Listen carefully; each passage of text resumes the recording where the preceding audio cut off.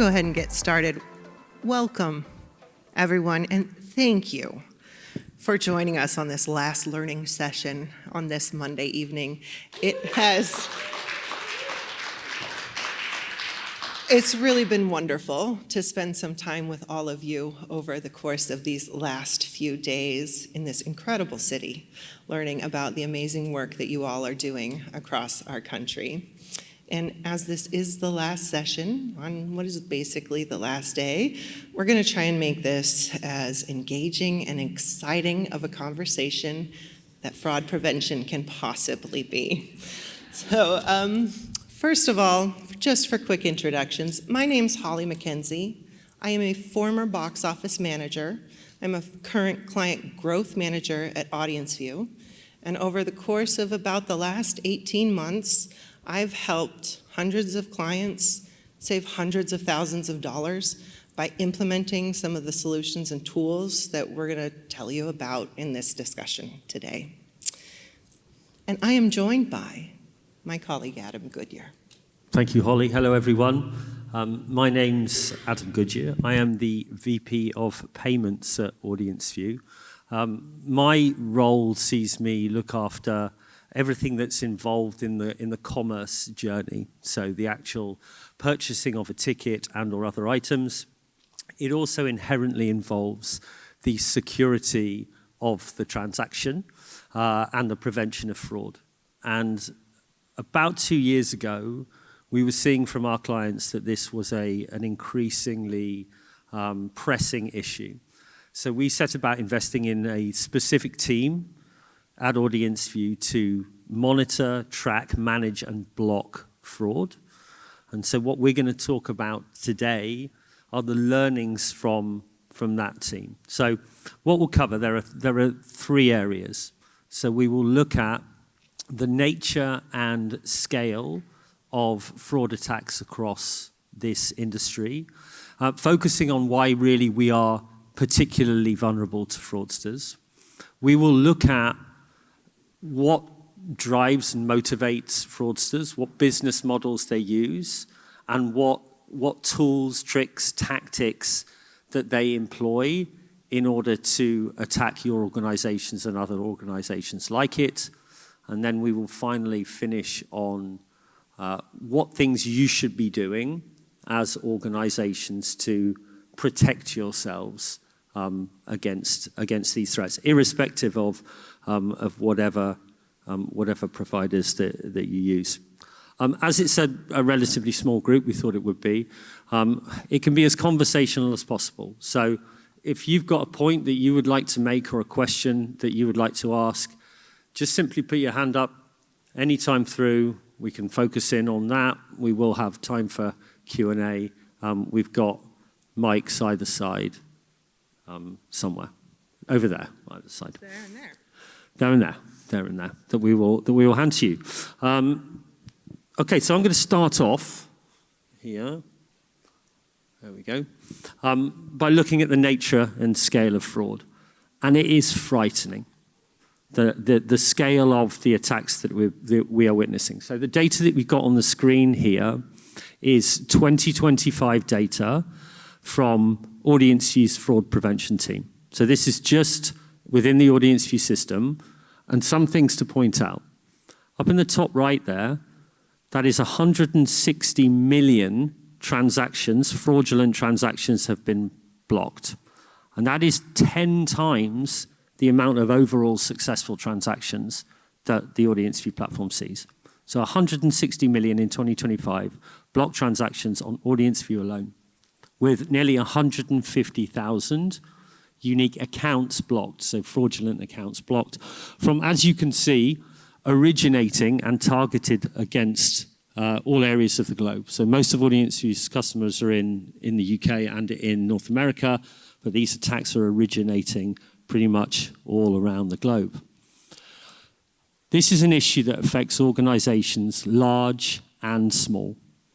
When I first started looking at this a couple of years ago, the main victims were the large tours, the Taylor Swifts, the Ed Sheerans. Now it is going for performing arts organizations doing sometimes tens or hundreds of thousands in revenue per year. So going up from large to extremely small. And 98% of merchants across all e-commerce have experienced some kind of fraudulent attack. That may have been blocked, but they have been targeted and actively attacked. So pretty much everybody.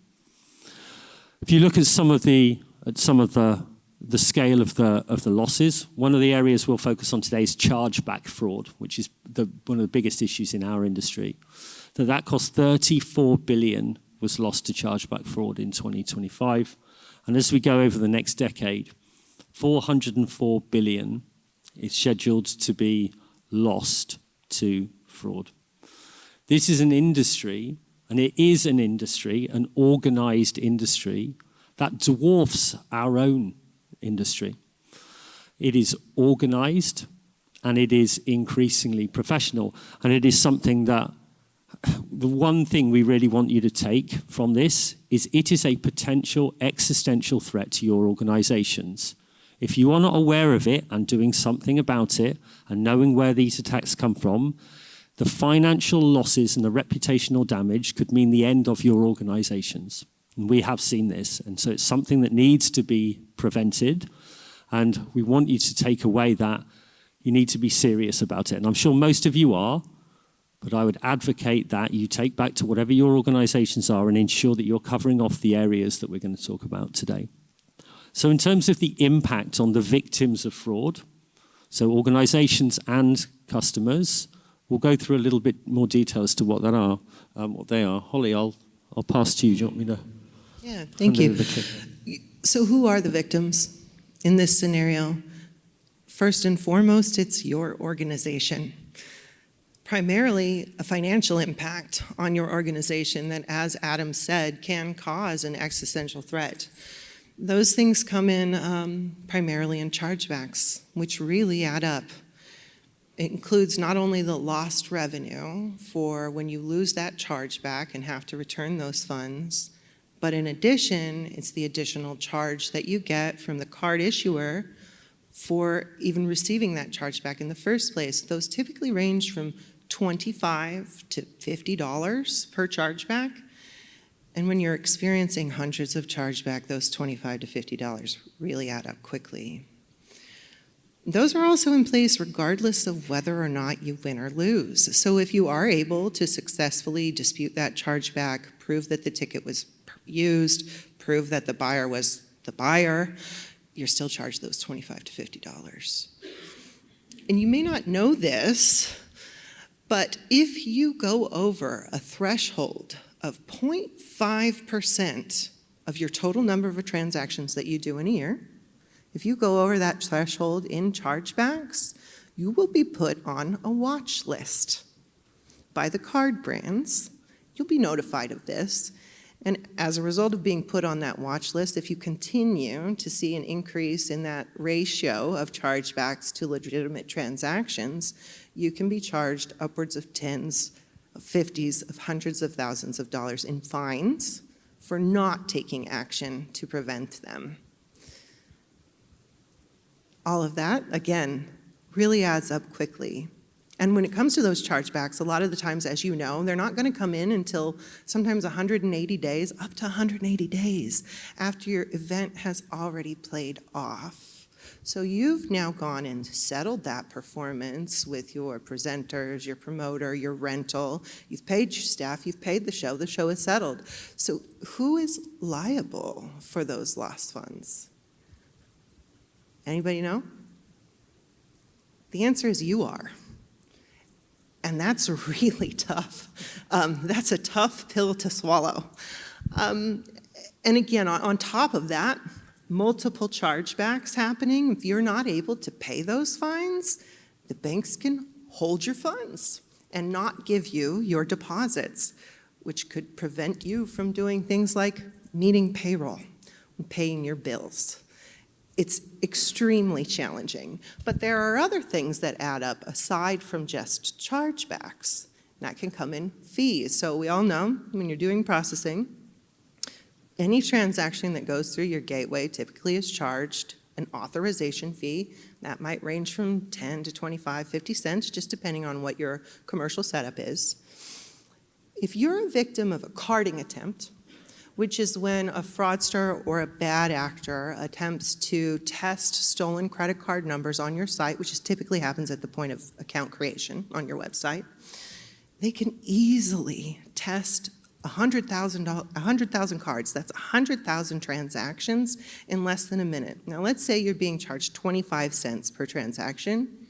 That event, that attack, just cost you $25,000 in under a minute. That's not the kind of experience that you want to have when it comes to your processing. Further to that, let's click again. It's got an operational impact as well, right?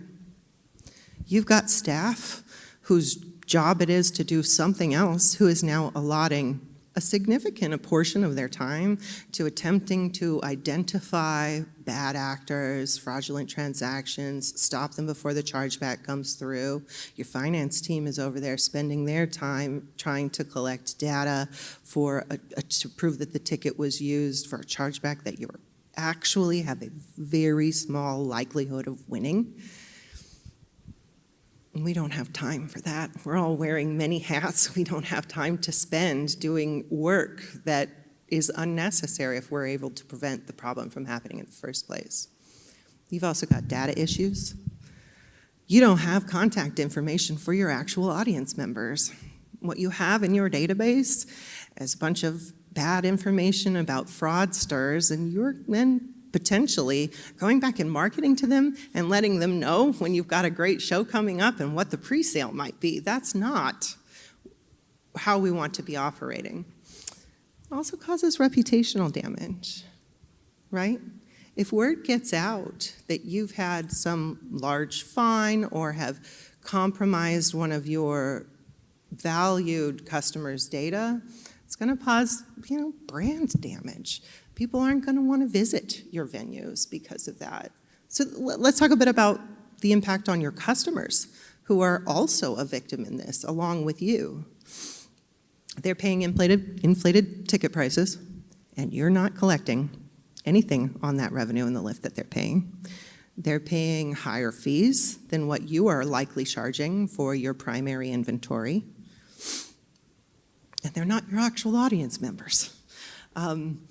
You have no way to market to those actual people who want to be in your venues in the future because they didn't purchase their tickets from you. They purchased them from a third party. And so when they have a bad experience or saw that they overpaid, they don't necessarily know that they didn't purchase from you either. And they can spread that word publicly and negative information about their experience for something that you didn't even actually provide. So they can also have their personal information exposed in a potential data breach if someone is able to penetrate your website, causing further bad perception of your brand. So these are some of the impacts. I'm sure this is not news to you. You've probably already experienced this at your venue. But how does it all happen? How do these fraudsters, how do they do it? Good question, Holly. So now you're hopefully suitably depressed at the state of the world. How do we beat these people? Firstly, we must know our enemy. So let's walk through how they operate. One thing to remember. What they do is they stop your clicker from working at key points within the present. I know, evil bastards. There we go. Resale. This is the business model. Every single fraudster is a reseller. Now, not every reseller, therefore, is a fraudster. There are legitimate resellers who are actually beneficial to our organizations and to our businesses. But the primary business model of a fraudster is to use stolen credit cards to buy tickets from your sites to then resell on legitimate resale sites. Then the owner of that stolen credit card will see the transaction that they didn't make and will charge that back. But the fraudster has collected the funds from the virtually anonymous third-party resale site. And this is why we as an industry are somewhat uniquely vulnerable, because we have a way to legitimately sell stolen goods, in essence, anonymously. That is supported by huge marketing campaigns from those third-party sites.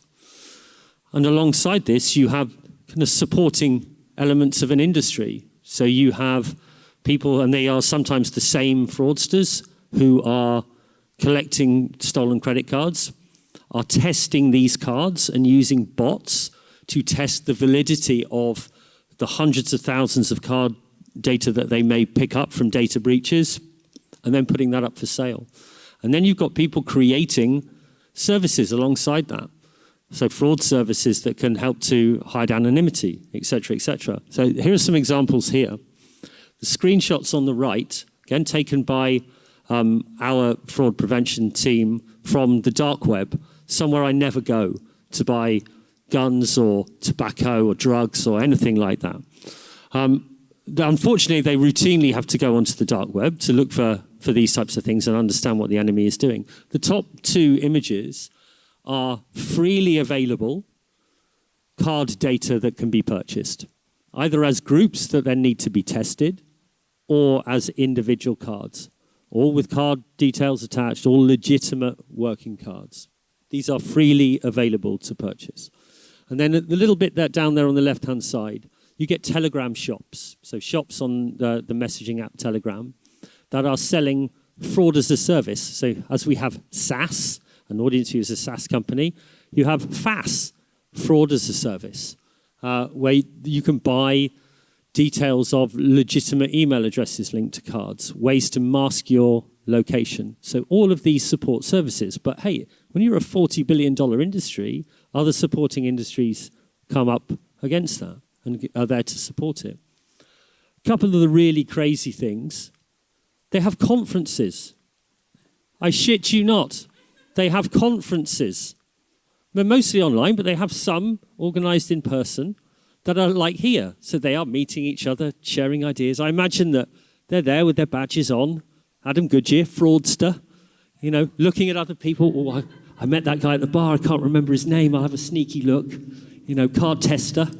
But they have conferences. It's organized. We routinely run webinars at AudienceView for our clients. We have fraudsters trying to join our webinars that we have to then block them out of. So it's very, very sophisticated, multi-billion-dollar industry.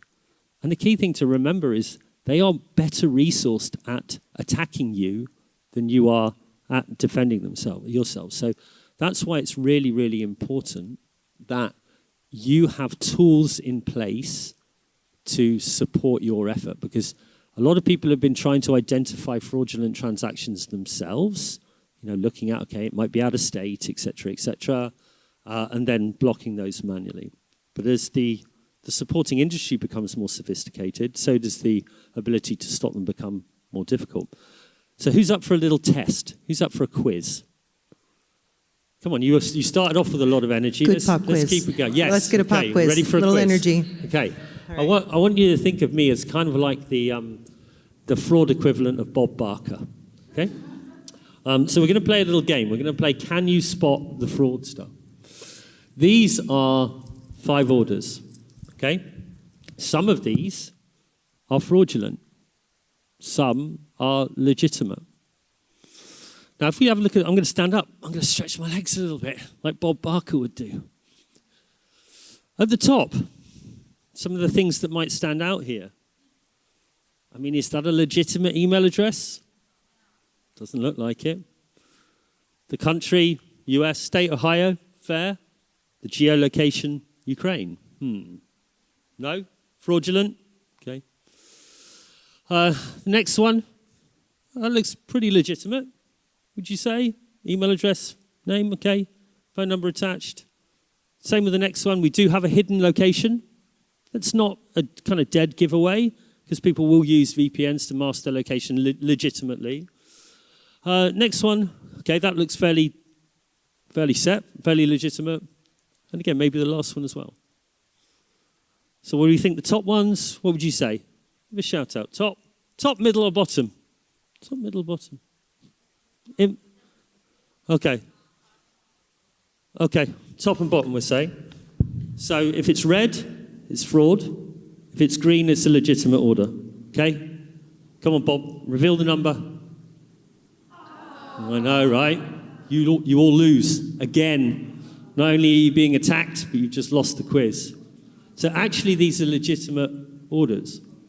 And the one that probably looked the most safe, the most legitimate, is actually a known fraudster that is using these resources in order to create legitimate name, email, address, geolocation, all attached to a legitimate card. Who wants to play again? Yes! Let's go for round 2. Yeah, thanks. Okay. Right, now you've learned, okay? Now you've learned. We're all going to get this one right, for sure. I think you've got this now. Okay, what do we reckon? We've got some hidden geolocations here. The emails look a little bit more legitimate. This is a bit harder. Anyone want to call out what they think is legitimate and what they think is not? The bottom one is fraudulent. Bottom one's legitimate. Bottom one's fraudulent. See, this is how hard it is. So Henry Wilson from the UK sounds like a friend of mine. You know, like the most English name you could possibly get. Okay, yeah, I would agree with you. That's also how a UK number appears. 0044, always starting with a 7. Any others?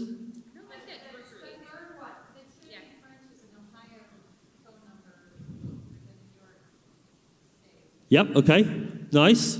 That's the top one. Fourth one down. Okay, yeah. Oh, the first one's a Colorado Colorado phone number with an Oregon address. So we think it could be the UK one, could be. Okay, you ready? Wait. Why don't we just say everyone?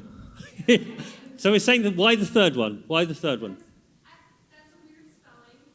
I mean, unusual spelling. Okay. And email does it really late. They're buying 6 tickets because they're going to go big so they can sell them all. And Nice, okay. Like that one. Are we? Okay. Yep, fair. So pretty much any one of them could be fraudulent or could not. Those are sus email addresses for sure. What do you reckon, Holly? Are we ready for the big reveal? Let's do it. Say, Bob, do the big reveal. Bob, please do the big reveal. Thank you. Okay, I'll do the big reveal. Remember, red is fraudulent, green is legitimate.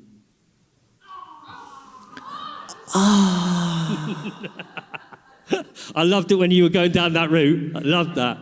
But again, we've just spent 5-6 minutes going through 10 individual transactions and trying to spot particular patterns, all of the things that we would think might indicate fraud, might not.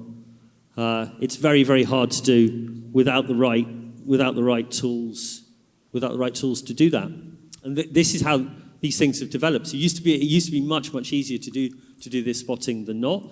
But the point is, if you're trying to do this on hundreds of orders or thousands of orders, you're going to end up blocking legitimate transactions and a lot of legitimate transactions, which in turn is also equally as bad as then letting fraudulent transactions in. So it is a somewhat of a minefield, but help is at hand.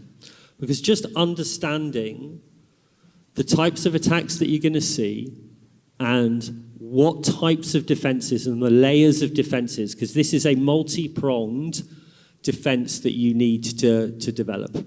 So, Holly, you're used to talking to our clients and running through these, so should we want to talk through 100% multi-pronged. If there's anything I want you to take away from this conversation, it is that there is not one single thing you can do to protect yourself and your organization.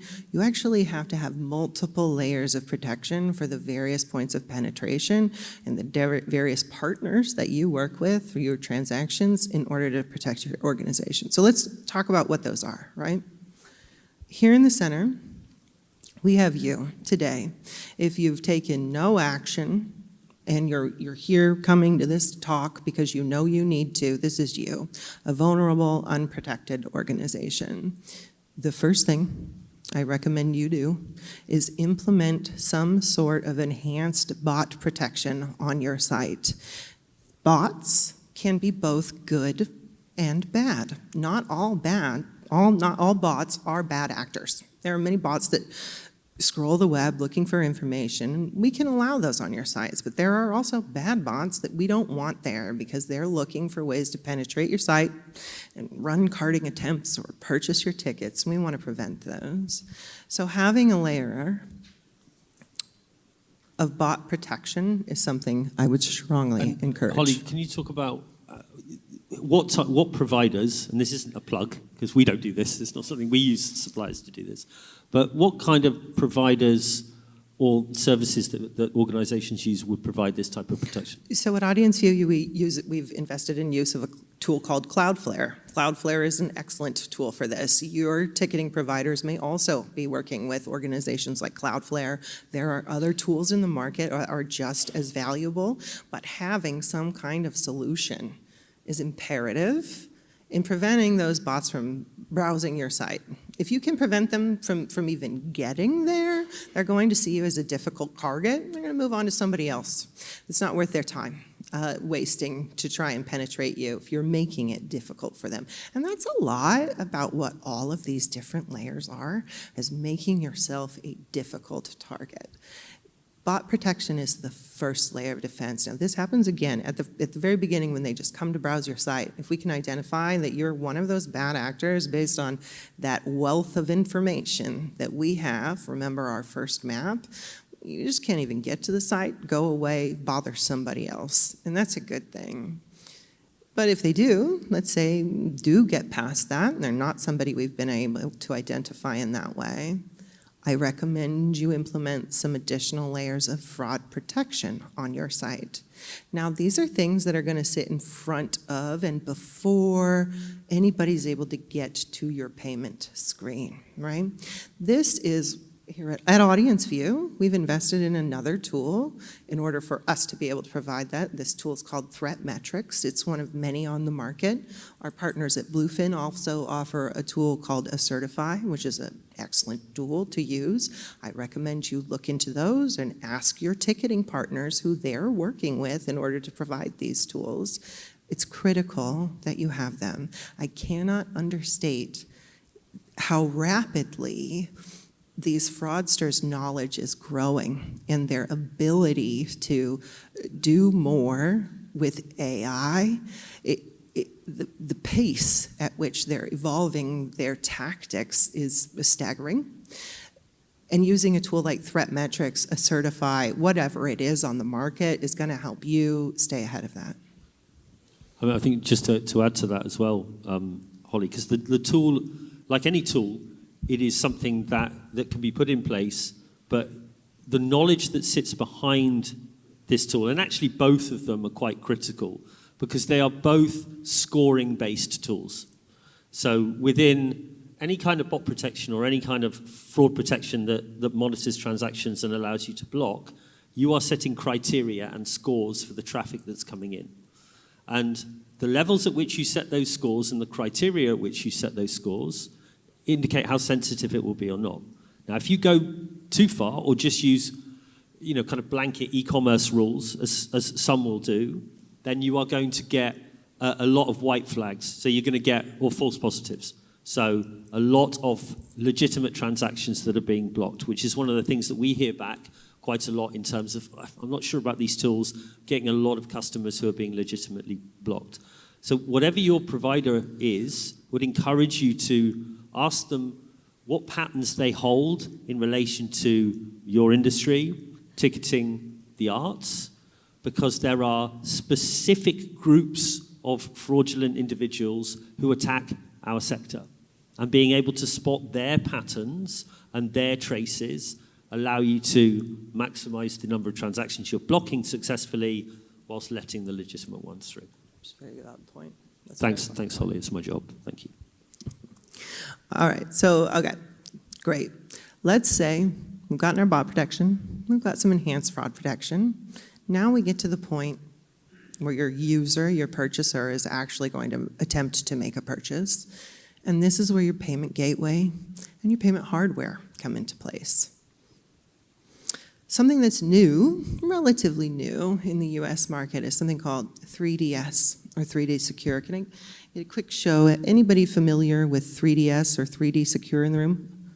Okay, excellent. Would you like to explain it to the room? Sure. So it's like just how you, if I'm understanding it correctly, it's just like how you have to like get a text to your phone when you're doing a transaction, or you have to use Face ID or something. It's a layer of protection that ensures the person who's using the credit card is the actual person using biometrics or something like that. 100% accurate. That is so true. So the 3DS has been used for a long time with our friends across the pond in the United Kingdom and Europe. They're a little ahead of us in terms of payment security over there. But it's becoming more common here in the US. And what's important about it to you as the merchant is the liability shift that comes into place when you have 3DS in place. If you've been in the industry for a while in merchant services of any kind, you're going to remember about 10 years ago, there was a liability shift too, where the payment industry said, it's now time for you to begin using chip and PIN and tap to pay payment devices. And that was a liability shift for card present transactions. If you were using chip and PIN and tap to pay devices, you as the merchant would not be liable for any chargebacks because you've done your due diligence to ensure that you're working with the cardholder. It's the same thing in that liability shift with 3DS. So talk to your payment providers about whether or not 3DS is available.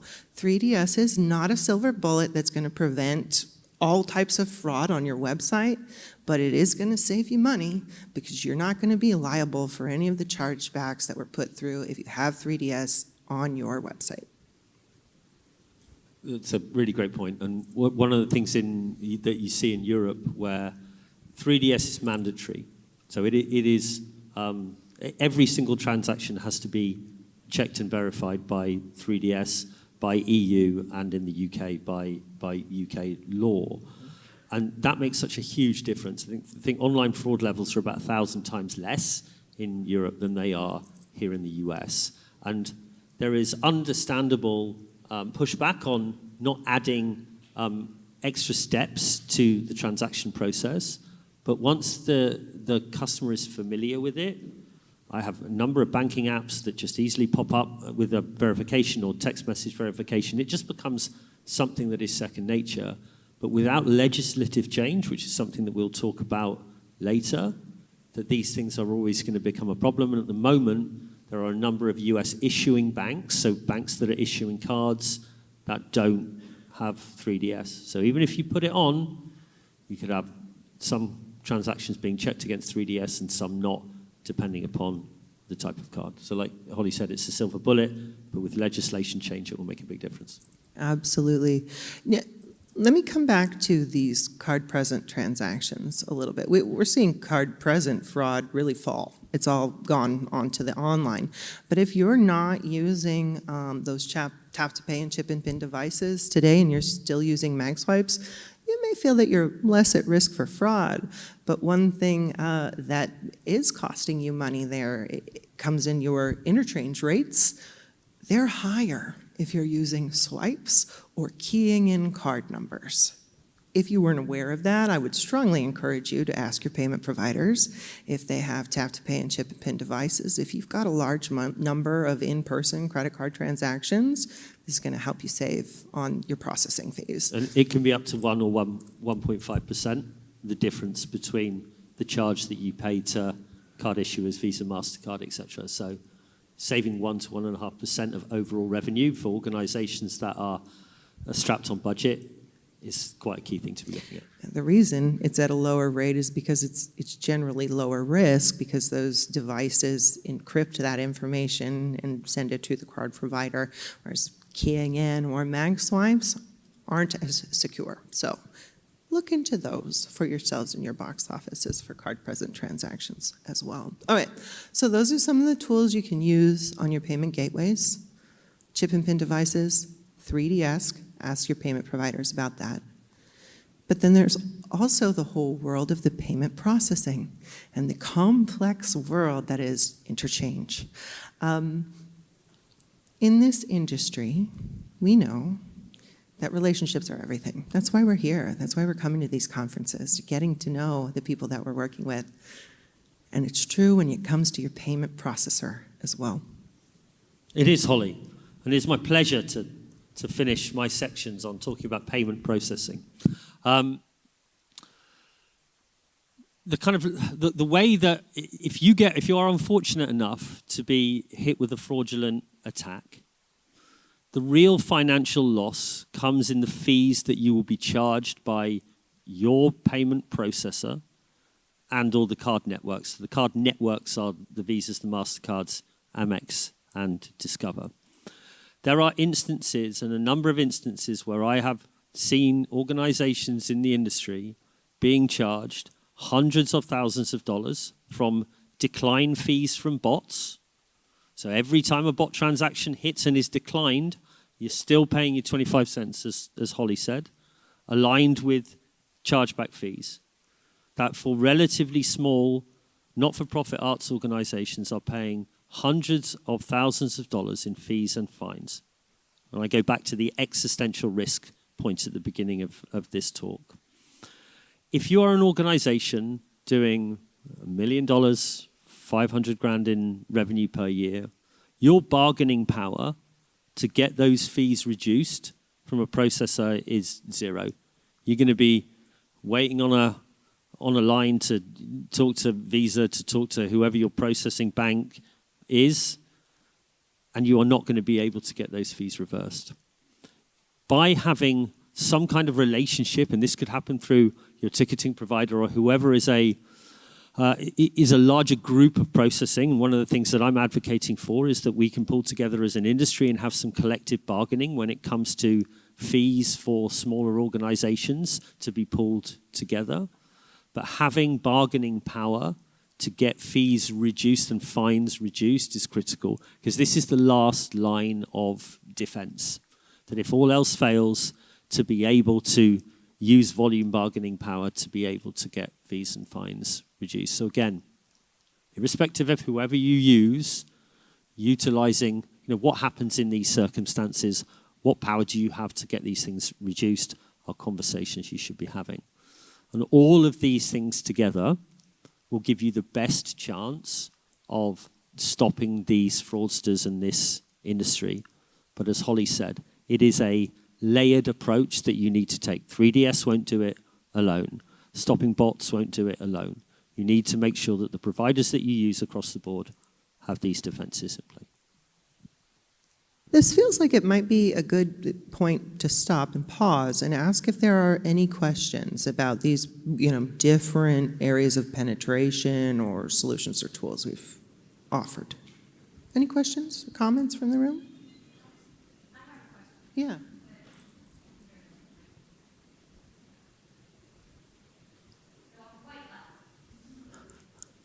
So I have a question about farming. My understanding of farming is that people are establishing fake email addresses and they're setting up customer accounts in your ticketing system, sometimes not necessarily to enact fraud on your system, but just to get their email out on the internet so that when they later enact fraud somewhere, it's out there and has some credibility. I usually sift through new customer accounts and delete these accounts that are suspicious.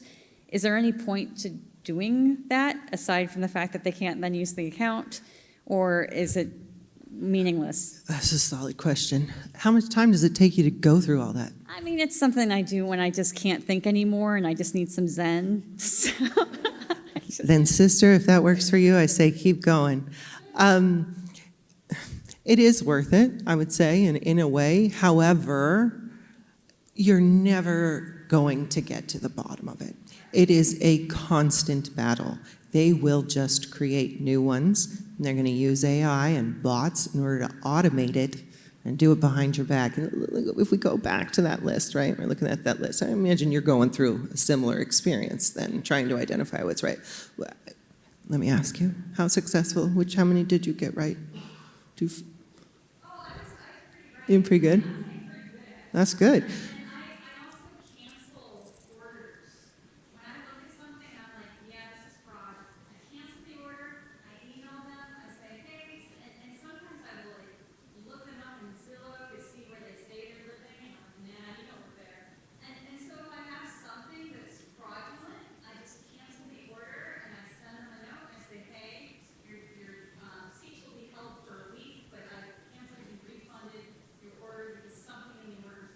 And like 9.8 times out of 10, I don't hear back. I've heard back twice from someone who's obviously a scalper, which would be a follow-on question like, do we have to sell tickets to scalpers? Like, I guess legally we do, because I don't know.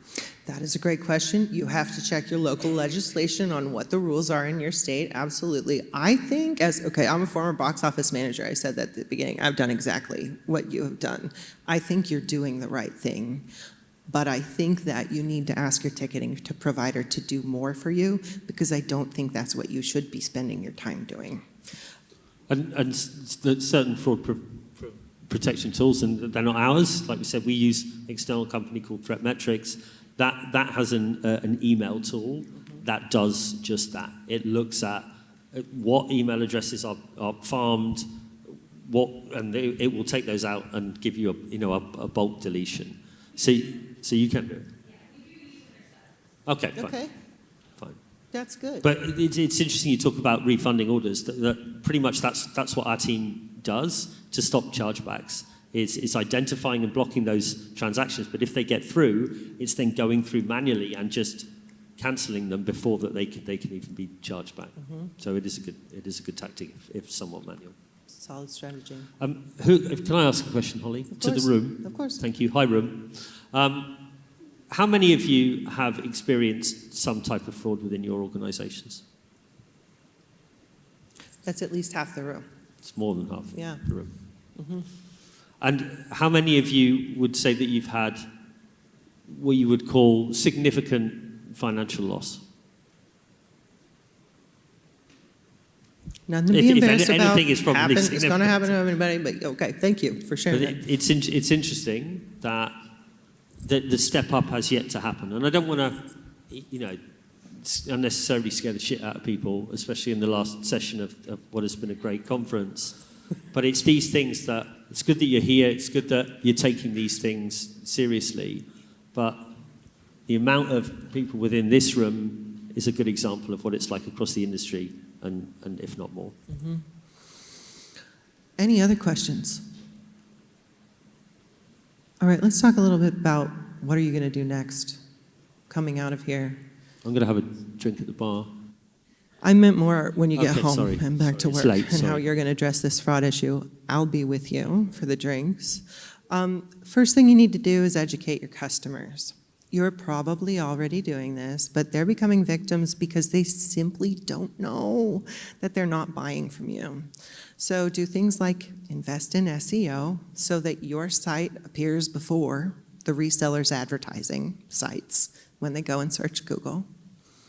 For a while, there was a really excellent little cartoon video that had been produced in Philadelphia, I think might have been the first, or maybe Pittsburgh Cultural Trust, I'm not sure.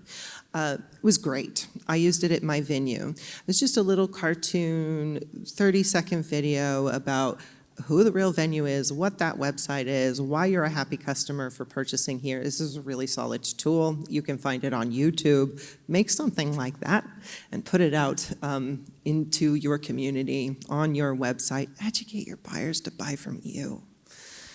And work with your ticketing partners to ask them what they're doing in order to prevent this for their clients. They're valuable clients who are you. We've told you about some of the things we're doing at AudienceView. We are not the only ticketing provider who is addressing this. Talk to your ticketing providers about this. And if they're not doing anything, come talk to us at AudienceView. We'd be happy to help you. And finally, advocate for legislation. There's bills happening in states and at the federal level that are addressing some of these things. Write to your Congress members about, what you feel should be done in this, and advocate for that at a federal or state level in order to prevent this.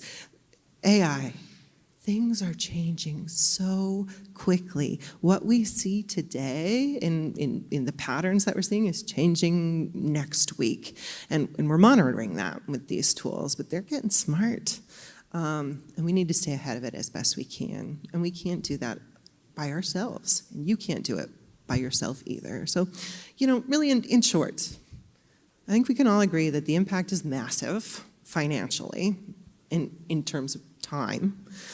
And it's become so complex that you just can't deal with it on your own. You can't sit there and go through every order every week and see who's a new customer and refund orders.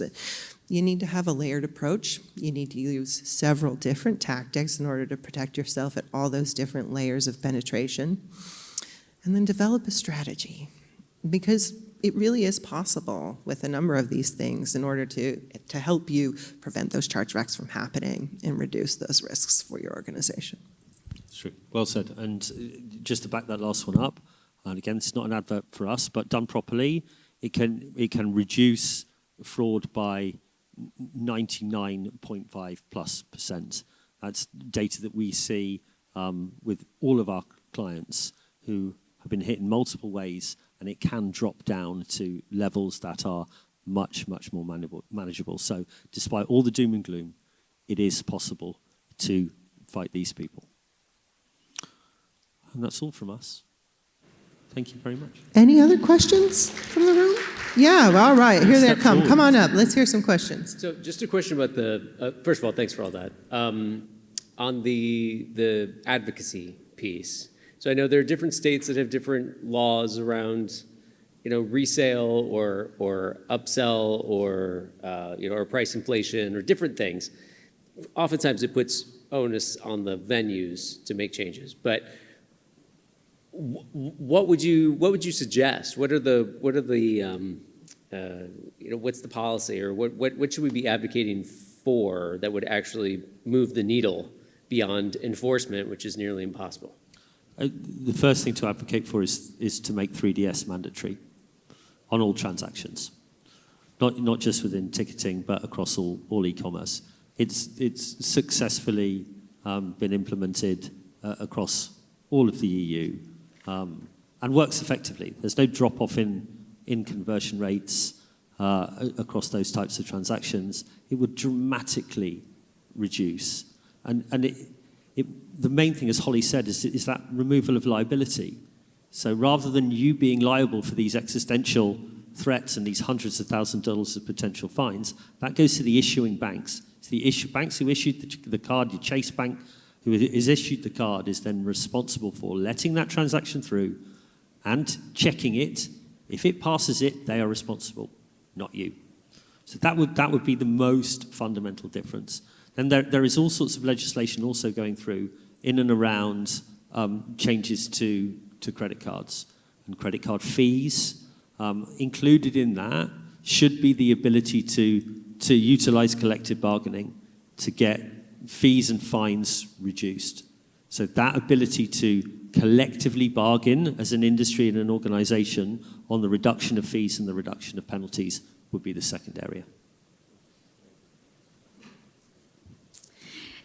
Good evening. My name is Heather Grayberg, and I'm the Executive Director of Uptown Performing Arts Center in Westchester. We are AudienceView clients, and it's been a wonderful experience, just for, if anybody's curious, because there's been a lot of accountability through CardPoint and all of these things that we've had to do to secure our site and everything.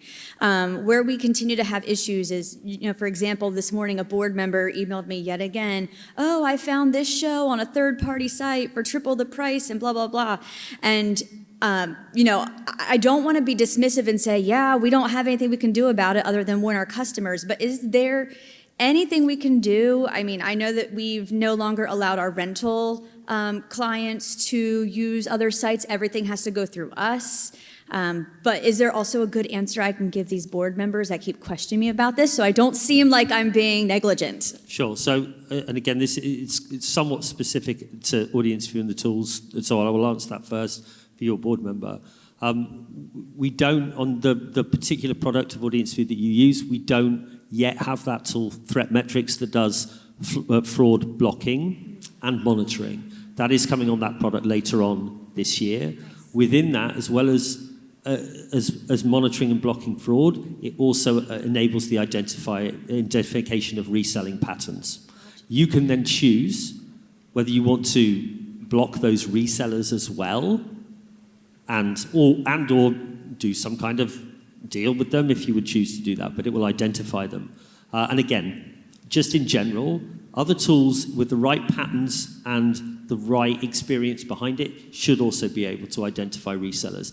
And the patterns are there to be able to see, and then you can choose whether you decide to sell to them or not. I would add to that what these resellers and fraudsters are doing, depending on what state you live in, isn't necessarily illegal. And I think that's one of the other things that we could advocate for legislation on, is caps on resale limits. You could explain to your board member that what those resellers are doing is, in fact, perfectly legal and you cannot stop them. You can reserve the right to refuse service to anyone in your venue. Certainly, as a business, you have the right to do that, but ask your board member to get your board to advocate for legislation at that level. Thank you so much. That's a great idea. Thank you. Good question. Hi, I'm Jill. I'm in Olympia, and we're a client as well.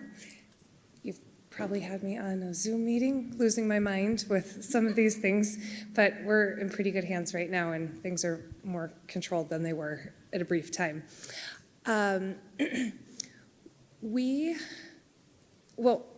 First I want to say that we are in Washington State, where a bill is being delivered, I think, tomorrow regarding the secondary ticket market, and I'm really proud about the work we put into it, so I'm excited to see how it moves forward, and hopefully it's a step in the right direction, because there's a lot of inequities and it just isn't fair.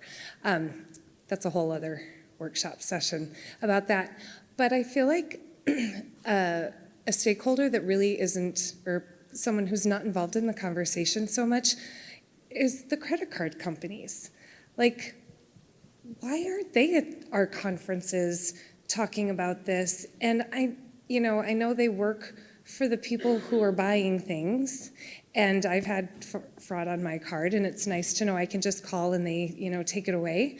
But I think that they should be, why aren't they here? Why aren't they involved in these conversations? And that's where it's happening. It's happening via their service that they're providing, and it's costing